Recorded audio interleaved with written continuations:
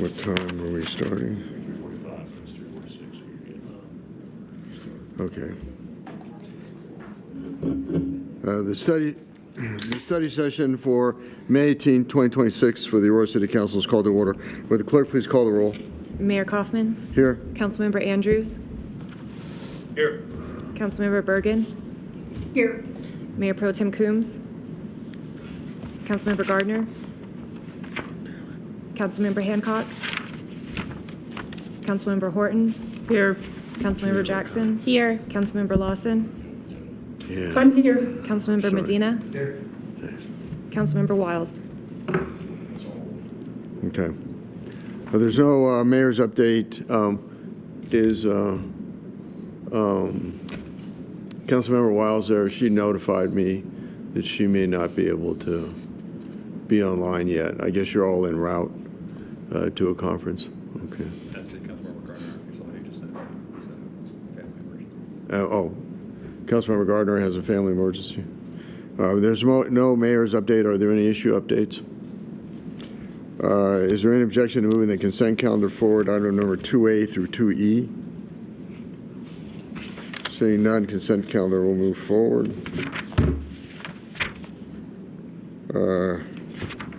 Item number 4A, Build Up Aurora Community Facilities Ballot Language. Councilmember Gardner, Councilmember Bergen, Laura Perry.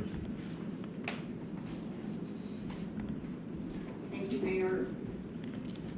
Do you want me to go ahead and just make a statement about this? Please do. Yes, so on behalf of Councilmember Gardner and myself, being the council-appointed members to the task force that started almost 2 years ago, believe it or not, we want to bring this forward to council for consideration. It's really the culmination of all the work that staff has done, as well as the outreach to the community. And I believe Laura Perry will step us through in terms of what the priorities identified are, and then what the ballot measures to be put on the ballot if council approves would be. Deputy City Manager Laura Perry. Good evening, Mayor, City Council members. Laura Perry, Deputy City Manager, to walk you through the Build Up Aurora process. And if you're following the agenda, these are items 4A through 4D that I'm going to present as a block via this presentation. So in July of 2024, the City Council unanimously approved the creation of an infrastructure task force to look at long-term solutions to address capital infrastructure within the city, all while receiving community input along the way. The members of the infrastructure task force that met and convened over the last year and a half are listed here on this slide. They had 5 main tasks that were outlined in the resolution, including developing a short, midterm, and long-term phase strategic plan to address the city's capital needs, establish criteria for prioritizing our city's infrastructure needs, foster effective communication and collaboration, all while engaging with Aurora residents to understand residents' infrastructure needs and preferences, and finally, review funding options to address the priority needs that were identified. There were 4 main tenets of the Build Up Aurora process, which included strategic capital planning, which were done through a series of capital master planning efforts over the last 3 years, each of which included community engagement. Public engagement for the Build Up Aurora specific initiative, which involved several surveys and community outreach efforts. Transparency at every step of the way. Information was posted on the Engage Aurora website, and different fact sheets, different presentations, as well as the Infrastructure Task Force presentations and agendas and packets. And then last, fiscal responsibility, which included taking a look at specific projects, their scope, how much they cost, as well as the city's financial means to fund our capital project needs. This sundial represents the various capital master planning efforts that were undertaken over the last 3 years, with the ADA transition plan currently still underway. And as a reminder, again, each of these efforts involved community outreach, feedback, and identification of priority city needs for the city. Those master planning efforts resulted in a $2 billion capital improvement master plan for the city. You'll see each of the needs categorized across the 5 categories from transportation down to public safety. And this list consists of projects the city cannot afford to do within its annual budget. The Infrastructure Task Force engaged in an effort to understand the capital needs as well as prioritize them. And this list of 4 priority areas represent the prioritization conversation the infrastructure had, starting with community value, down to project readiness, cost and leverage, and asset preservation.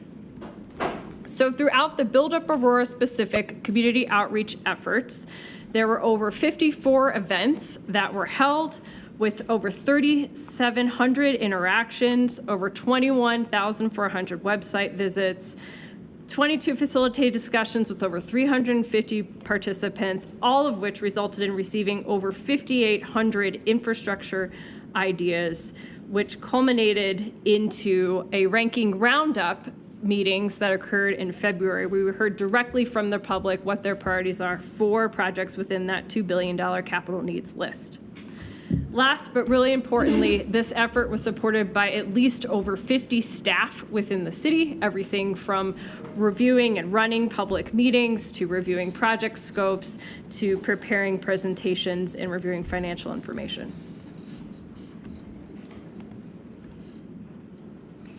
All of this work through the Infrastructure Task Force culminates in a recommendation to Council that was presented at the spring workshop to move forward with a bond program for the city.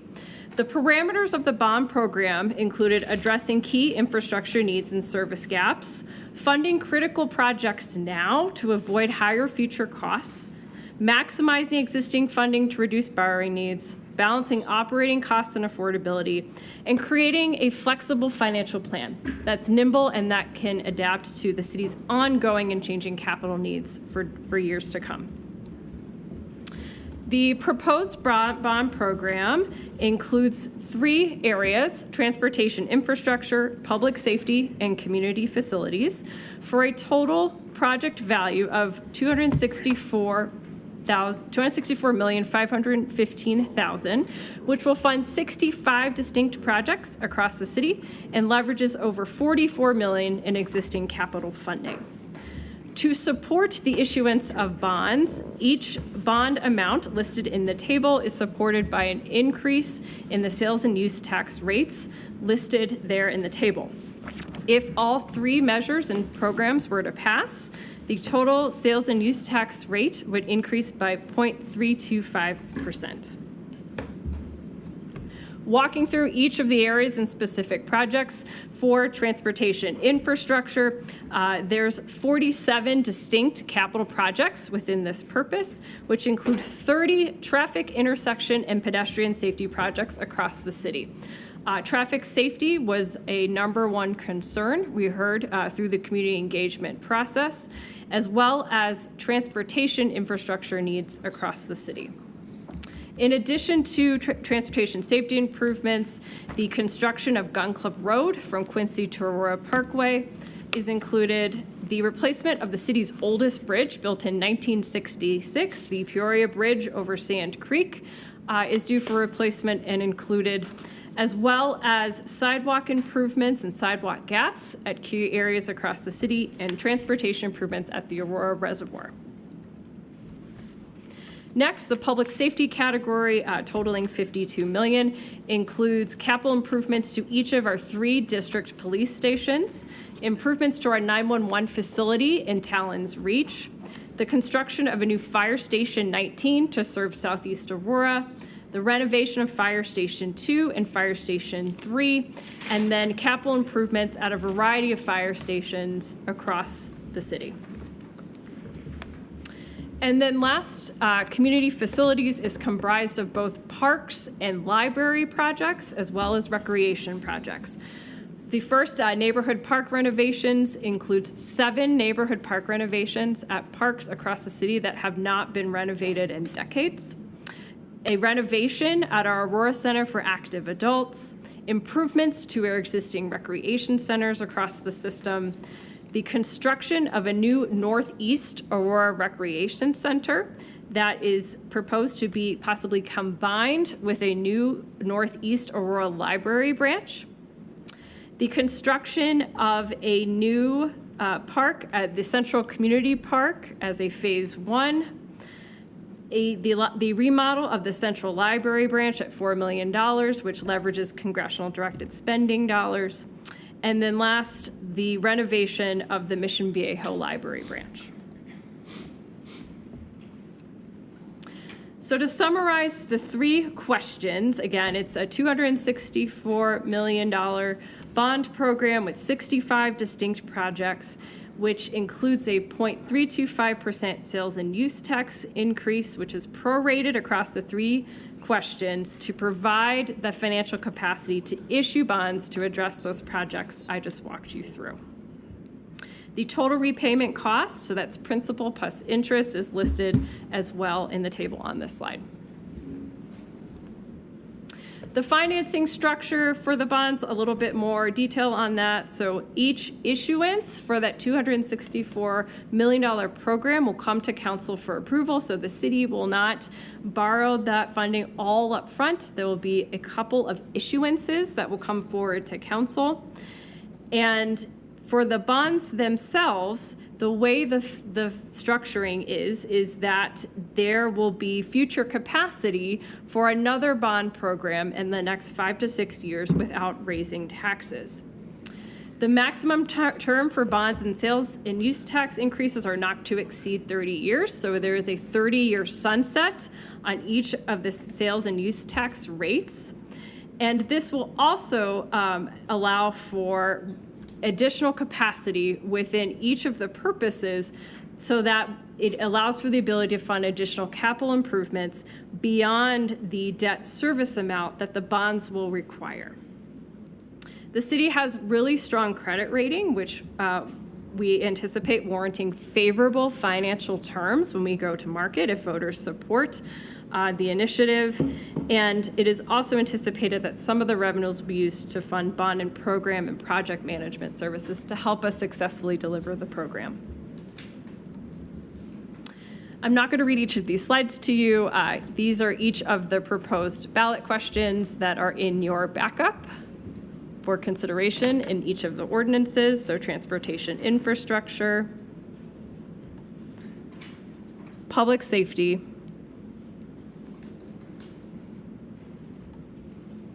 and community facilities.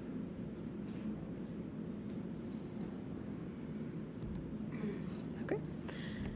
So to sum it all up, this is where seeking council direction to support the referral of the three ballot questions that were brought forward by the Infrastructure Task Force to council for consideration to the November 3rd, 2026 ballot, which seeks authorization for the city to increase the sales and use tax rates for 30 years and issue bonds in the amounts listed in the table shown on the slide. And then the last piece of this is item 4D. This is a companion resolution to the ballot questions, which outlines the specific projects that will be undertaken in each of those slides that I just walked you through for each purpose. This resolution also includes a requirement for annual reporting to City Council, where Council will hear directly the progress that's being made on the bond program and associated projects. Is there any objection to the first question or questions? Seeing none, then that's the direction on the first question, support. Is there any objection to the second question? Seeing none, then that's the direction. Thank you. And just to let the public know, we had a very significant discussion on this on our workshop, which was 2 weeks ago. Thank you.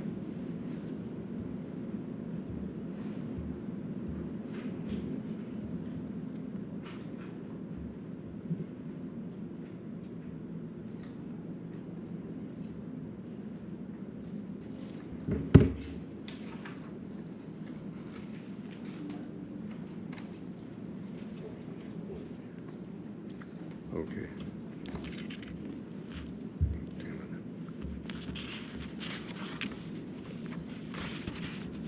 Okay. So that was all three? Yeah, so we're at Okay, 4E. Briefing to the City Council by the Citizens Advisory Committee for Consent Decree.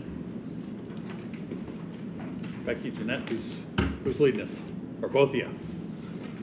Okay, good. Yeah, I think the mic. Sorry, so we'll ask you guys to go ahead and project. The mic that picks up is for the viewing audience, does not project in the room. So just a little warning there. Thank you for the opportunity to be here. So good evening, Mayor and Council members. My name is Jeanette Rodriguez, and I serve as the Chair of the Community Advisory Council, or CAC, which was established through Aurora's consent decree process. And today I want to briefly reflect on the last 4.5 years of work, where we started, where we are today, and where we are headed as a city. If I can go, someone go to the next slide. We don't have access to it?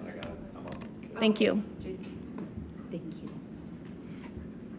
So about 5 years ago, after serious community concerns regarding policing and public safety practices in Aurora, the Colorado Attorney General launched an investigation into the Aurora Police Department and Aurora Fire Rescue under Senate Bill 2217. And that investigation found what is called a pattern and practice of conduct that violated constitutional rights, including concerns related to bias policing, use of force, and accountability practice. As a result, the City of Aurora and the Attorney General's office entered into the consent decree that we are under today. In simple terms, the consent decree is a court-enforceable agreement designed to help an organization improve systems, policies, training, transparency, and accountability. It is not meant to punish a city. It is meant to create measurable reform, build public trust, and ensure long-term improvement. Following that agreement, the independent monitor was chosen, which was IntegraSure, and shortly after that, IntegraSure established the Community Advisory Council as it stands today. So our role is simple, but very important. We serve as a bridge between the community and the monitoring team. For the last 4.5 years, the Community Advisory Council has met monthly. We have participated in briefings from our police department, our fire rescue, reviewed training policies. I particularly helped was part of the group that shaped the bias policing training, attended stakeholder meetings, participated in ride-alongs, observed use of force training. I got to also participate watching the process of APD reviewing the use of force, met with the Attorney General's office regularly, field leadership, and worked to communicate information back to the community. We hosted town hall meetings and later shifted to community roadshows through all 6 wards to improve outreach and accessibility. And we found very quickly that the community wasn't really willing to come into the building, so we had to go to the community in order to do that. And so, if I can go to the next slide. For the first few years in the beginning, it was the investigation. Then after that, the independent monitor looked at all the policies and procedures and revised all the policies. That was between 2020 and 2022. Then after that, they began what's called they started training all the officers. And then after that, it was the continuous improvement phase, which is where we're at right now. And so I also want to say something very important today. The true measure of a good police department is not whether unfortunate incidents ever occur. No department anywhere can promise that difficult situations will never happen. The real measure of a professional department is how those situations are handled when they happen. Are policies followed? Is there transparency? Is there accountability? Is the department willing to learn, improve, and respond professionally? And does the community have confidence that the process is fair and constitutional? Those are the standards that matter. And again, over the past years, 4.5 years, we have seen substantial progress in many areas of the consent decree.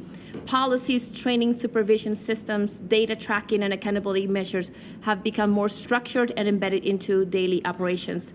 But perhaps most importantly, we have seen the beginning of a cultural shift towards continuous improvement and greater transparency.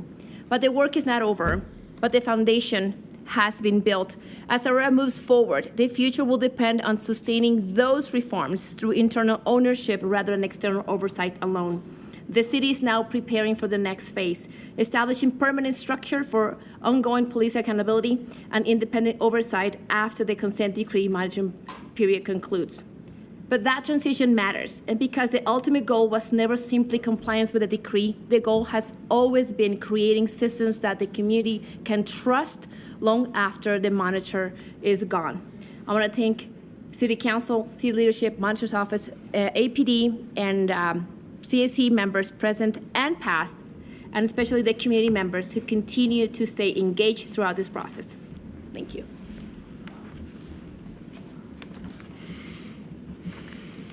As a member of the CAC from the beginning, it was an honor to be a part of this evolutionary process. We saw the importance of making data collection as ongoing practice with all public safety departments, AFR, APD, and the civil service. Improving the process of recruitment and retention, and we've seen that. We've seen highs and we've seen lows. And fortunately, we have watched our leadership challenge the community, look to grow individuals, look at both recruitment and retention for the city of Aurora. Policies and training, making ongoing training and evaluations a priority and value within the departments. Again, leaders lead. If it's important to them, it will be important to those that are following them. Developing a culture of continuous improvement and establishing the office of an independent monitor here in Aurora. We see this key as moving forward in our future. Thank you again for this opportunity. Do you have any questions? Questions? I had some questions about the investigative state. I was curious if you all could get a little bit more specific about what past state and independent investigations of the systematic issues were that were identified. So the investigative state, that was the Attorney General's office that did their own independent investigation. And they follow, I don't know if that is available publicly, but they conducted their own investigation. And they found after the investigation that APD and AFR had engaged in a pattern and practice of violating people's civil rights. That was the result of the investigation, which is why the city entered into a consent decree. Okay. Do you have specific examples of some of those findings? No, we all know that the reason why they got involved was after the death of Elijah McClain. That was the main, I think, catalyst that caused the Attorney General to start looking after SB 2217, to really start investigating and looking into police practices. I think that was the major one, but to know specifically our different ones, no, we all know that the city was in Aurora at that time, and the Attorney General's office stepped in. I do think it's important to note that as a part of the monitor's job, not necessarily the CAC Yes. job, is to look at 7 different disciplines and 70 individual items. And you can go to Aurora Monitor, which is on the website, and look at those and track the improvement. They do have, red, yellow, and green. And again, watching the evolution, not that everything will be perfect, but to see the improvement that has taken place. Okay. Yes. And I do have 2 more questions. Okay, can I let Councilmember Bergen go, and I'll go Sure. right back to you. Councilmember Bergen. Thank you, Mayor. I just want to thank the committee for all the work over the years. Obviously, this is very important work to create transparency for the city with our police department, and just appreciate everything that everyone has done to make the changes. Councilmember Jackson. Thank you. And then for the policy and training development, what were the policies and trainings that were developed? So the independent monitor looked at all the policies and training. So we're a group of volunteers that got to go in and sit down in those meetings and listen to them as they were. They would develop the policies, come to us and share with us, and we had to go to some trainings to kind of understand the background information, and we would just give suggestions. Again, we are advisory, right? And so we were just able to look at that. And all the policies were revised. They were looked at every single policy, and they asked the question, are these policies up to industry standards today? And that is what they did for every single policy. And then after that was the training phase. Okay, thank you. And then last question about community involvement. Was the public ever surveyed on their input for how the public is engaging with the police and if it aligns with what the monitor is finding? That was the part that we surprisingly thought was so difficult. We first started having town hall meetings. Yes, there were several surveys, and we were going everywhere. At first, when we decided, we found that the community wasn't really coming here for the town halls. We're not engaging. We started going to the community. I went to every single event I could put my hands on. We were going to every weekend, different places, going to homeowners associations, going to different meetings, and trying to talk to people, trying to be that bridge, right, between the community and the independent monitor. And so we did the biggest survey. I think we had it at the Global Fest, now Aurora Fest, that we had those surveys and invited people to go into to the website and answer some questions about APD and AFR. So yeah, there were several of those conducted, but the hardest thing was to get people engaged and involved, and also the sustainability of that.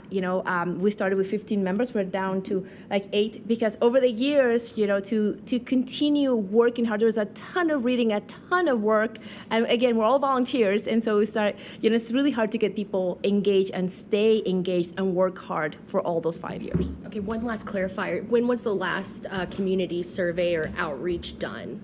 I believe the last survey was Recently, yeah. the city conducted a Yeah. survey in terms of where were you then, what is it now? And those are just coming into us. City manager probably has more information. Yes. But the first year, we struggled with what is our role? Are we communicators or are we advocates? Were we responsible for changing behaviors in the police department? And frankly, we were not. And that was a struggle sometimes because we wanted to jump in and help and tell people what to do. And that wasn't our role. Our role was to hear from families, to hear from the community, to hear, do you see policing changing? Over the next couple of months, we are picking some random folks that frankly are not engaged. They may read the Sentinel, but they're people that work and live in Aurora, and we want to just hear, have you seen a difference? What is your opinion on policing? So this will be very, very interesting for the general community.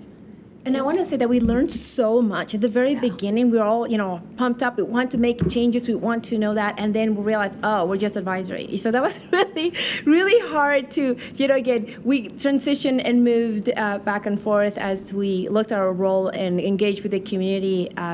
So it's been a lot of work, but it's been satisfying work. Mayor Protem. So in terms of that advisory role and the information that comes back through surveys and other processes, what impact, if any, does it have on the assessments that the monitor then makes of progress and efficacy of the consent decree? I have found the independent monitor to be very responsive. When we talk about and we discuss what those results are, whatever they are, there have been several ones over the last 4.5 years, and to see how he embeds that into. In the beginning, the first couple years were, how do I bring that information back into the policy? And even the community component has been the difficult one, and I think the hardest one for us to walk alongside, because there has been limited areas in which we can engage the community or that we have been invited to be part of certain things. And we're grateful for the ones that we have been invited to do. But the community involvement piece is the one that I would say, if I'm honest, where I wish there was a little more involvement, if I may. Councilmember Bergen. Yeah, I just want to make the point that throughout the years, actually, I had several presentations at town halls, and I think other council members did. So we did have public engagement from that perspective, where they were presenting the purpose of the consent decree and then also updates as progress was being made. Further questions or comments? Mayor, can you just say something really quick? No, I'm sorry. Okay. This is city council only and staff. Very well. I just want to thank you for all your work. Appreciate it, helping us move forward. Thank you. 4F, establish the Office of Public Safety Accountability, City Manager.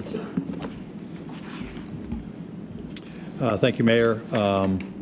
Going to go ahead and open up with Councilmember Horton and Councilmember Wiles, who may not be on, but want to acknowledge their efforts for leading a community conversation, kind of leading up to this, and kind of let Councilmember Horton kind of frame this before I go into the presentation. Thank you. I really appreciate staff in the very comprehensive ordinance that is public for the general public to review. I'm very excited that this is the first initial step of the city really considering what does our city look like when it comes to transparency and accountability of our public safety infrastructure after the consent decree ends. A few aspects of this ordinance that I want to highlight that I know I really appreciate because it directly corresponds with what community recommended at the start of this year when we had multiple town halls engaging the public of what they would want to see in an agency like this. And one, it was unfeathered access to the necessary body cam footage, policies, procedures, investigative reports, all the information to make sure that that accountability and that transparency is threaded through this public safety infrastructure. The second is the participation in the development of policies and procedures and making sure that there's a translation of the necessities that need to exist when it comes to the opportunities that you have qualified individuals from a third-party independent lens can provide that to our public safety infrastructure. And lastly, community engagement. In this ordinance, we have family communication transparency where families are assigned a liaison, and I think that is necessary and families who are grieving, if there is a high profile incident, where they could understand how the system is moving along and how they can continue to pursue justice and build understanding of what it means for a case to open and close, essentially. And then, of course, lastly, around that community engagement piece, working with communities that have historically and continuously impacted by policing, as well as all those who think about law enforcement in a variety of different capacities. And of course, making sure it's open, not only that it takes in complaints, but also accommodations, right? That it is a balance, it is an independent approach that will provide a trust building for communities across Aurora. Thank you, Councilmember. Okay, so I want to walk council through the proposed ordinance that is in your backup. We'll start with the ordinance does establish the Office of Public Safety Accountability. There are some key provisions in city charter that I want to make council aware of that kind of guide this effort overall. The first is that council is limited in the number of employees that report directly to city council. So that is the city manager, the city attorney, and the presiding judge. All of their employees must then report up through one of those three employees. The second is that boards and commissions are advisory in nature unless otherwise specified in the charter.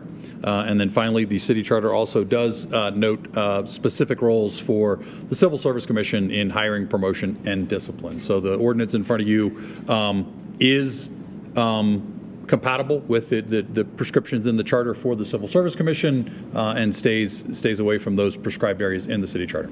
Pete.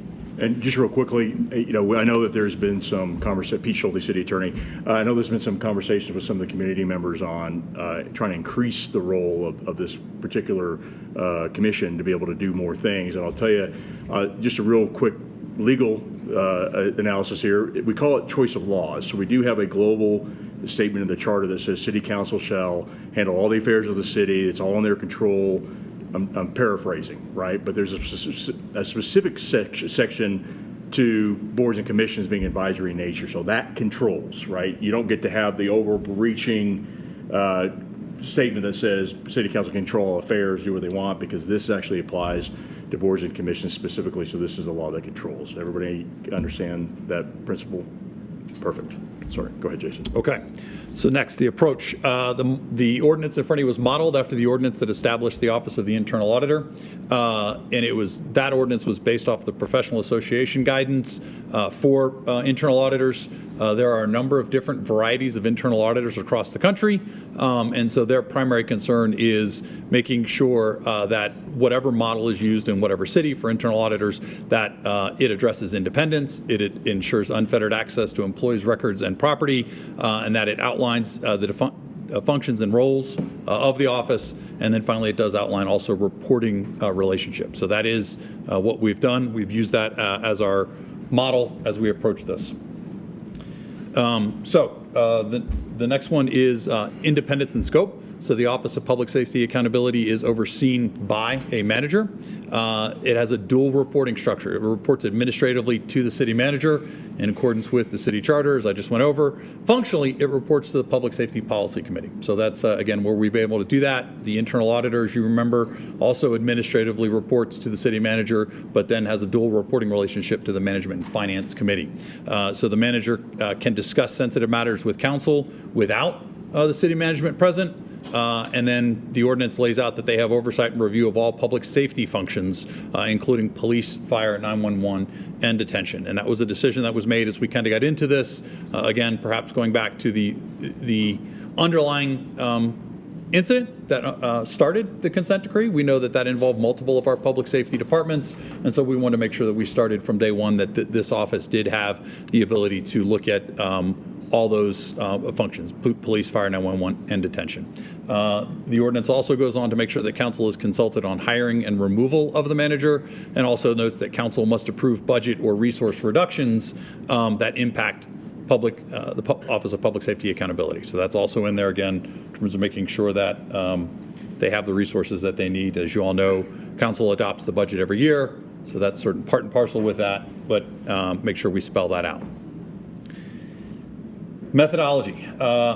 They're going to develop an annual audit plan, and then they're also going to be able to have ongoing review and monitoring. So that ongoing review and monitoring goes into policy development, as was talked about by Councilmember Horton. So when we're developing new policies, there are regular reviews of any use of force reviews. So this office will have full access to those, to be able to see those processes, to see those deliberations, to participate in those deliberations. They'll also be able to participate in department operations and performance reviews, as departments kind of do monthly or quarterly check-ins to see how either crime trends are going or response data is going. They'll have the ability to do that.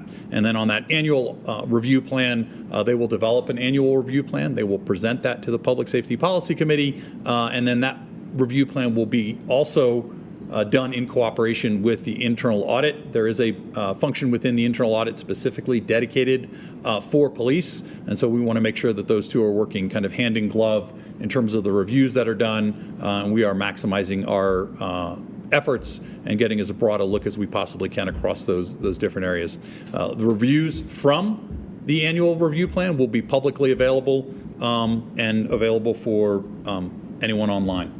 Typically, the format of those reviews is intended to be very similar to what the internal auditor does. So they typically include a review that starts with their objective, the scope of the review. They go through the review, they have any findings, and then they will include recommendations, areas for improvement, areas that need to be addressed. And then there is a requirement for a management response. So the appropriate department will then give a response to those recommendations and findings, and then we can track against those to see how those implementations, if there's going to be changes or improvements, we then track against those and continue that in our annual reporting. So that is sort of part of the methodology. Next, in addition to sort of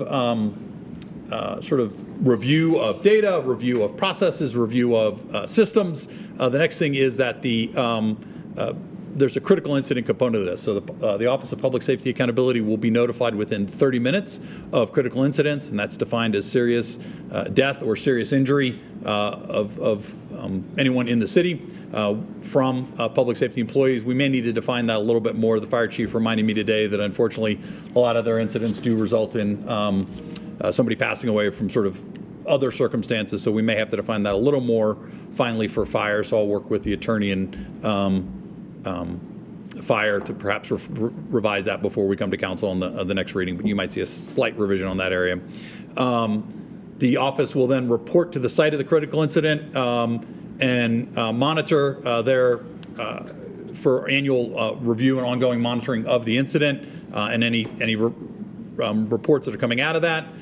They will then provide a report of findings contemporaneous with the release of any other city reviews associated with that critical incident, so that they can opine on use of force reviews, internal affairs reviews. Those are the pieces that the city is responsible for. In addition to that, as Councilmember Horton noted, the office is also responsible for assigning a liaison to the family of any individual that's killed or injured from a critical incident within 48 hours of the incident. That liaison will be the primary point of contact. That liaison should have training in trauma-informed response, as well as the underlying investigative processes that go on for that response, so that they can then help educate the family on what that process looks like, help answer any questions that they may have, and then they will provide regular updates to the family throughout the duration of the critical incidents reviews that are ongoing. The office will also have the ability to take complaints and accommodations against city employees of public safety agencies. The investigation will be then referred to for the appropriate department. The Office of Public Safety Accountability will then monitor that department processes and provide feedback to the department, including raising concerns directly to the department director or chief. If they're seeing issues or have concerns with the way the review is being conducted, they'll be able to do that live and in real time to make sure those issues are being addressed. And then they will also facilitate communication between the complaining party and the appropriate department.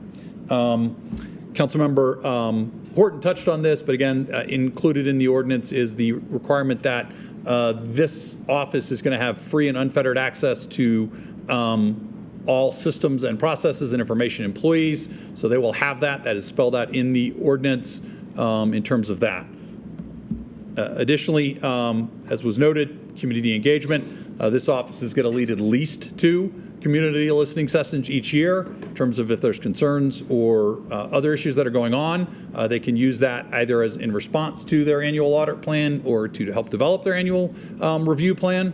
And then they're also going to serve as the liaison between community stakeholders, public safety departments, and city management. So again, pretty broad set of responsibilities for this office to make sure that they've got access to information systems and employees. So the question for council is, do you support the proposed ordinance to create the Office of Public Safety Accountabilities, and what questions do you have for me? Well, first of all, Jason, how does it interface with internal affairs? So again, part of that with internal affairs, when something is referred over to internal affairs, this office will have the ability to have access to that same information that they're going through. And if they're seeing issues or concerns with the way that an investigation is going, they'll have the ability to raise that directly with the department. Okay. Let's go questions first. Councilmember Bergen. Councilmember Bergen. Thank you, Mayor, and thank you, Jason. Couple questions, just in terms of a fiscal note. I think you have a budget for this department, correct? We do, yeah. We've started off initially with the 2 positions that are included in the 2026 budget, and obviously that is planned to be expanded into the future. So if it's expanded, for example, with the liaison to the family and so forth, where will that money come from?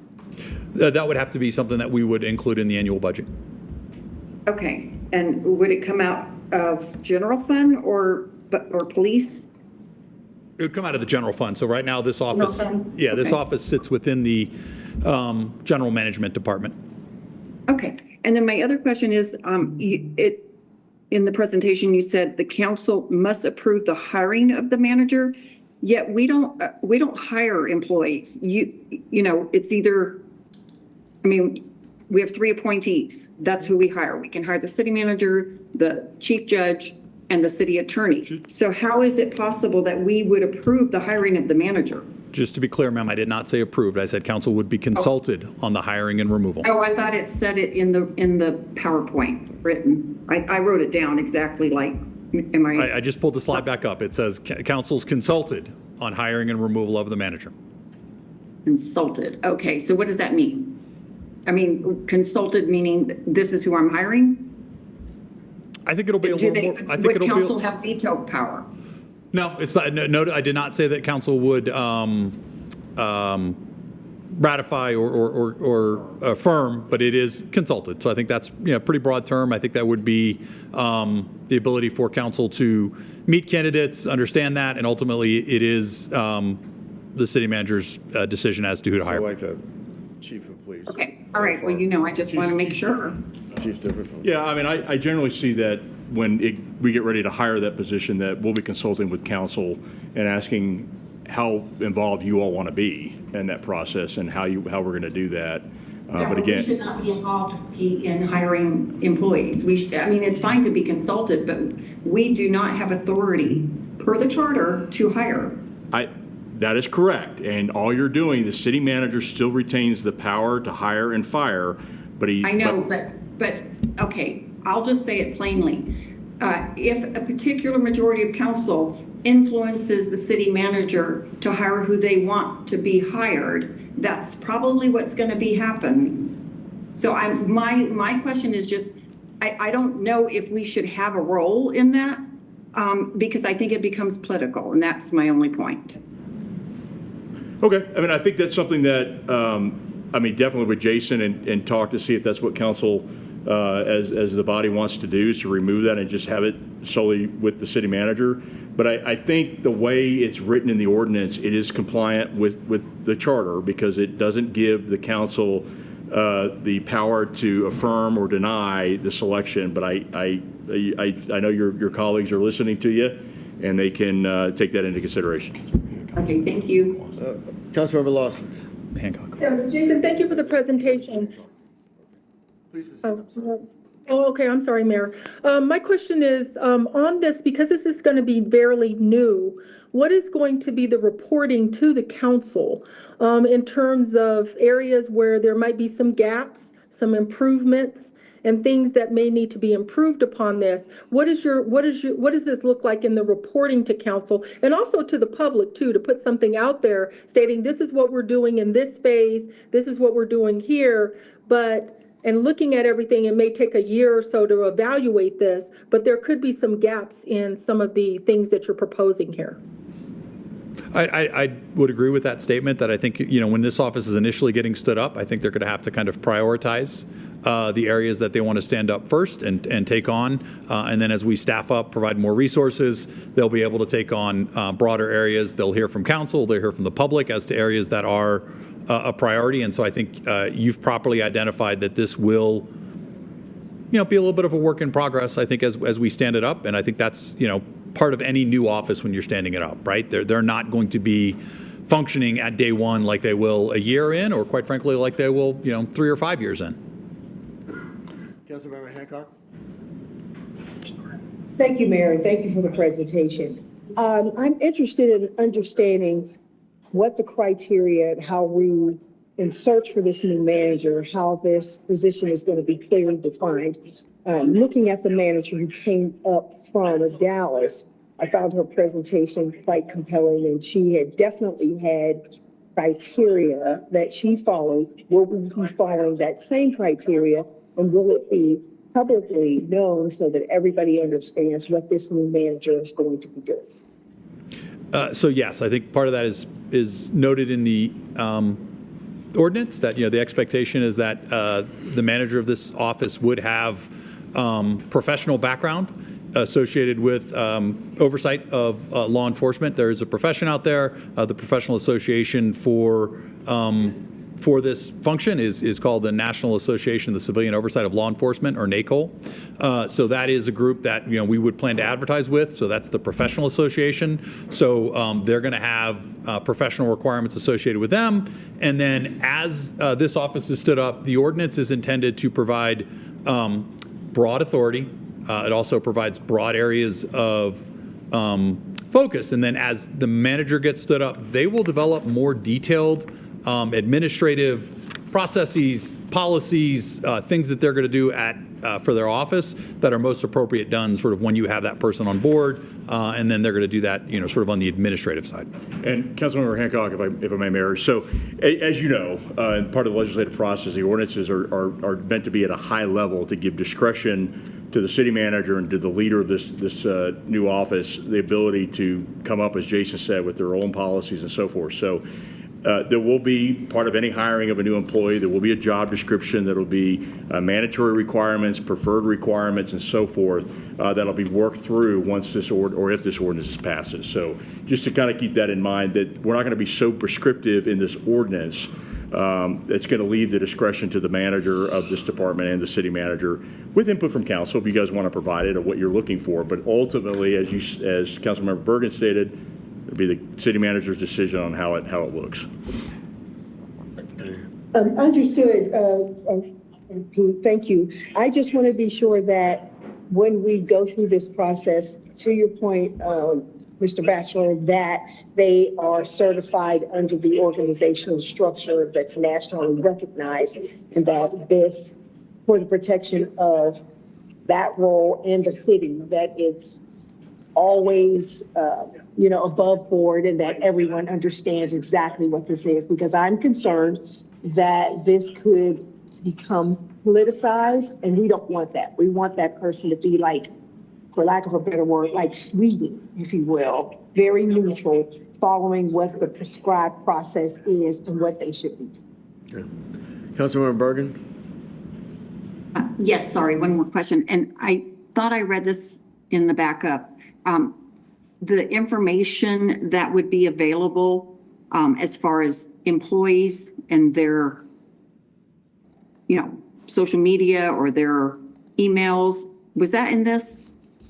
That would be available? So overreaching, part of the whole ordinance is that they're going to have access to data and other things that is required to do their job. That doesn't necessarily mean it's going to be access to email. We have policies for that. And so if there is a need for that, then they would come to Jason and say, Jason, we have a need to identify these people's emails accounts to do it. But it would never be a situation where they would have access to council member emails or my office's emails, that sort of thing, because we have protections and policies in place for that. Okay, so there's protections for all employees in the city. Correct. Nobody can get access to any city's emails without approval of the city manager with consultation with me.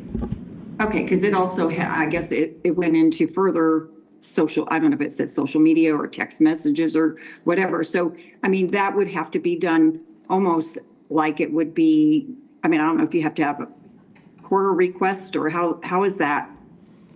So emails generally that are sent by a city employee that's not privileged, like with me, or subject to another exception under the core statute, they're open. And so we would not require the manager in this position to go forward and do a core request, but we're not going to allow a fishing expedition without specific requests of why they need the information. Now, I guess in the alternative, the manager could do their own core request. But again, with the core system, we're going to ask for specificity on what they're asking for and why, and not be a glowing fishing expedition. Okay, and my concern is just privacy, obviously, and just protection of information that isn't related to, a situation. So that's pretty much it. So this manager would be the only one that has access to this, not council members, correct? Just the office. Yeah, just the office. So it would be just like the city auditor has employees in her office. they will have access to the same data, and they'll be subject to a confidentiality clause, right, as any city employee that's in a role like that. So, yes, there will be, it's not going to be explicit in the ordinance because we don't, obviously, as you know, don't put these type of things in the ordinance, but it will be explicit in the direction that's provided by the city manager. Okay, thank you. Further questions or comments? Is there any objection to moving item number 4F forward? Seeing none, item number 4F will move forward.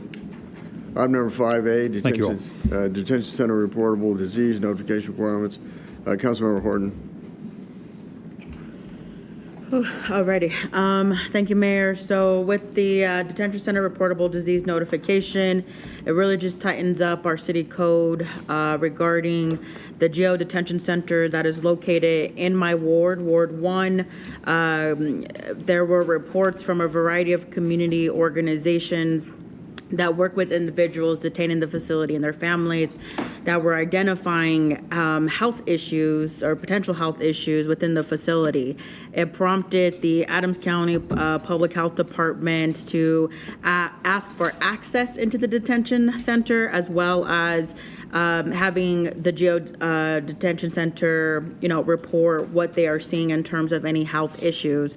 What they were met with was a brick wall, almost quite literally, of zero to no information about what was happening within the facility. Now, though, as a city, we do not have jurisdiction over the GEO, I do think that if there was to be any public health crisis within the facility, it would directly impact our residents.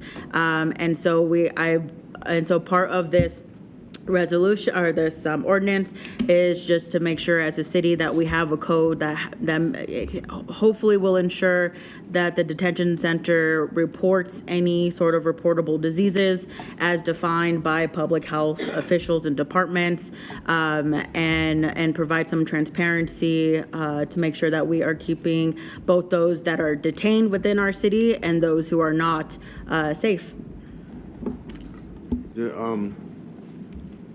Did Adams County pass anything relative to this? No, they have not passed anything. They've had limited access into the GEO detention center since they started their investigation around late January. City Attorney, how does it work so you have a federal function done by a private contractor? And is the facility itself considered a federal facility? So you like it when attorneys say it depends. Yes, generally, but again, that's something to look at the contract to say what it is. But generally, it's on federal land. It is a federal facility. It works. I mean, they're not federal employees, but because they're a contractor, but they do have, in some regards, the sovereignty of the federal government when it comes to who can come in and out of that facility. Okay. Because I remember when I was in Congress that we had veterans facilities, and it always disturbed me. And I think we tried to change the law. I can't remember what the outcome was, where they were not required to report infectious disease outbreaks to the surrounding community, and that always really bothered me. We can find out if that's still the law. I mean, I'll have my team look to see if that's where that's at. I don't know, Angela. I don't know if that came up in your discussion. Okay, we can look into that.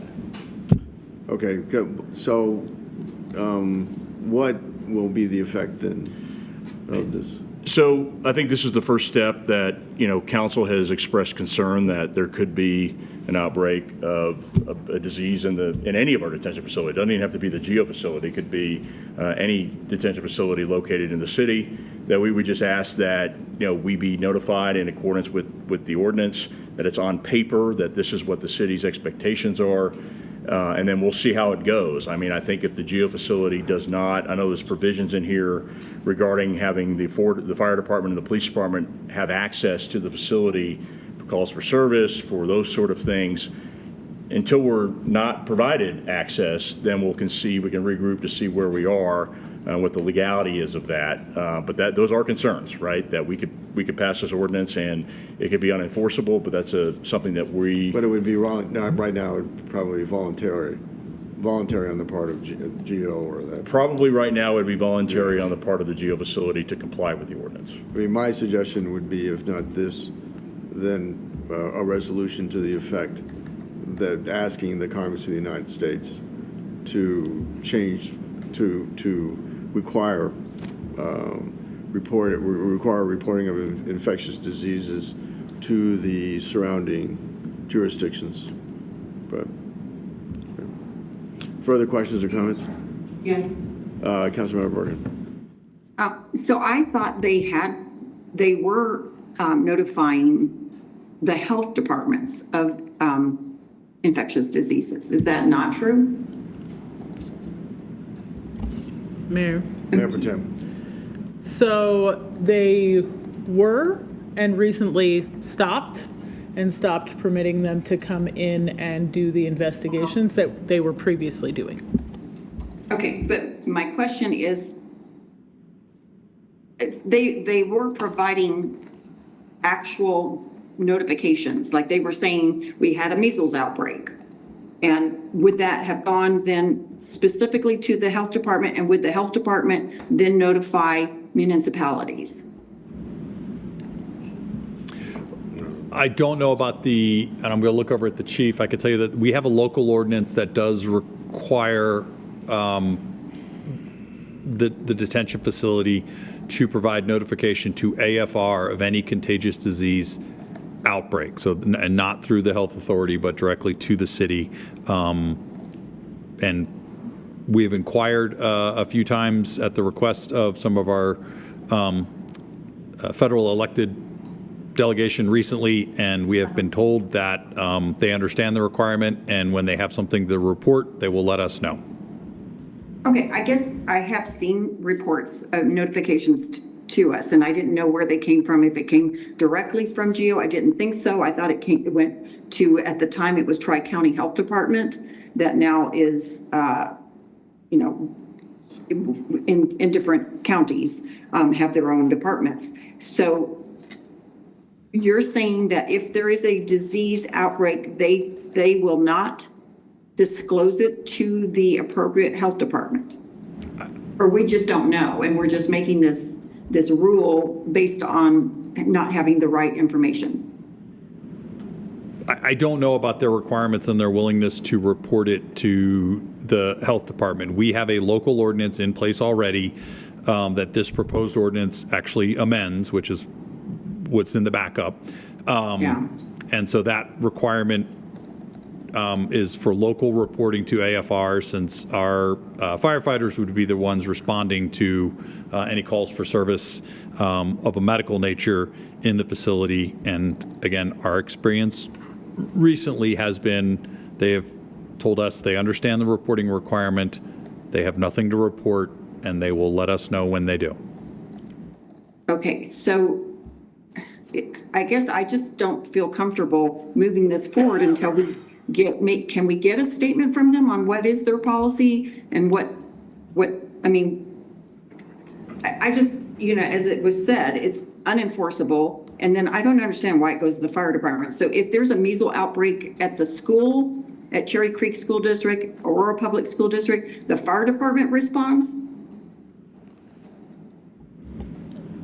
Not the health department? And not a hospital?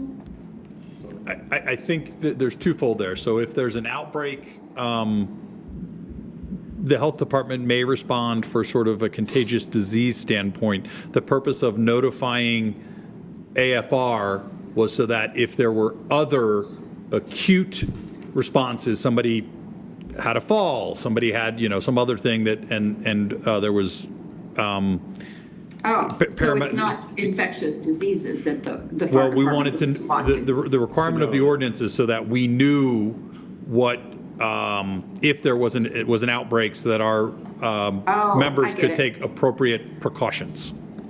Yeah, that makes sense right there. Okay, so is there any way for us to like get some written notification before we pass this?